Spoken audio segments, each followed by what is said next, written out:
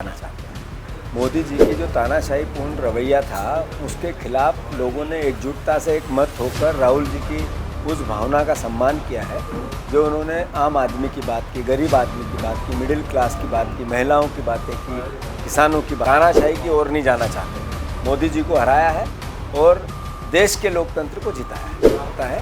Party नए तरीके से सोचे, नए तरीके से कार्यशैली बनाए, नए तरीके से एकजुटता के वातावरण में भारतीय जनता पार्टी का मुकाबला करे, तभी कांग्रेस का चीरहरण इंदौर की भारतीय जनता पार्टी ने किया।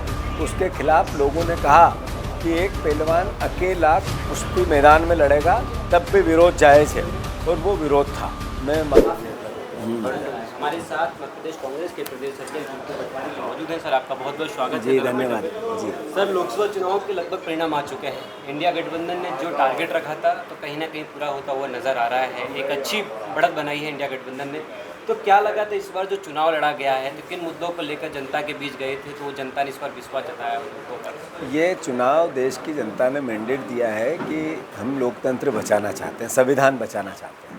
मोदी जी की जो तानाशाहीपूर्ण रवैया था, उसके खिलाफ लोगों ने एकजुटता से एक मत होकर राहुल जी की उस भावना का सम्मान किया है जो उन्होंने आम आदमी की बात की, गरीब आदमी की बात की, मिडिल क्लास की बात की, महिलाओं की बातें की, किसानों की बातें की।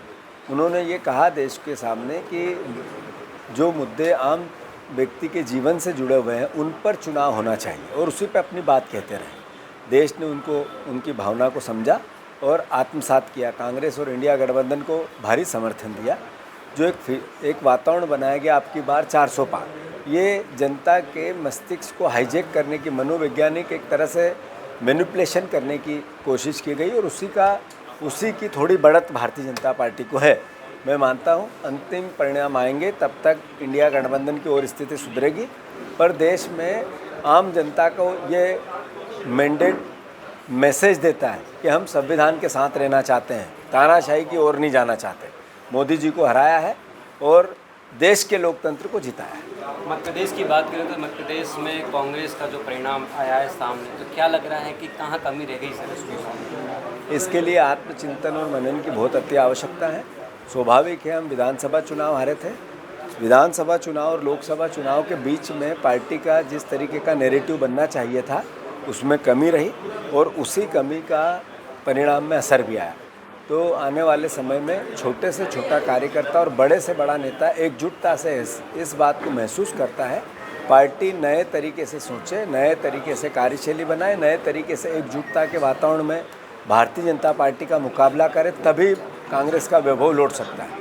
हम उसके लिए तैयार हैं। धन्यवाद। इंदौर में नोटा का सबसे ज़्यादा वोट डले गए सर, क्या कहेंगे? नोटा मैसेज है, जिस लोकतंत्र का चीरहरण इंदौर की भारतीय जनता पार्टी ने किया, उसके खिलाफ लोगों ने कहा कि एक पहलवान अकेला कुश्ती मैदान में लड़ेगा तब भी विरोध जायज़ है, और वो विरोध था। मैं मानता हूँ ये मैसेज है उन लोगों को जिन्होंने लोकतंत्र की हत्या करने की कोशिश की, उस पार्टी को जिसने तानाशाही की ओर देश को ले जाने की कोशिश की, सत्ता के मद और आर्थिक अहंकार में जो लोग बढ़ चढ़ के हिस्सा लेते हैं, उनको उस वोट ने एहसास कराया है कि तुम ताकतवर नहीं हो, वोट ताकतवर है। धन्यवाद। हमारे साथ मौजूद थे मध्य प्रदेश कांग्रेस के प्रदेश अध्यक्ष। उन्होंने कहा कि जो भी हमारा मंथन होगा इसका हारने के बाद, और जो भी नई चीज़ें पार्टी करेगी वो सामने होगी। संजय के साथ राघव समग्र रिपोर्ट है भोपाल से।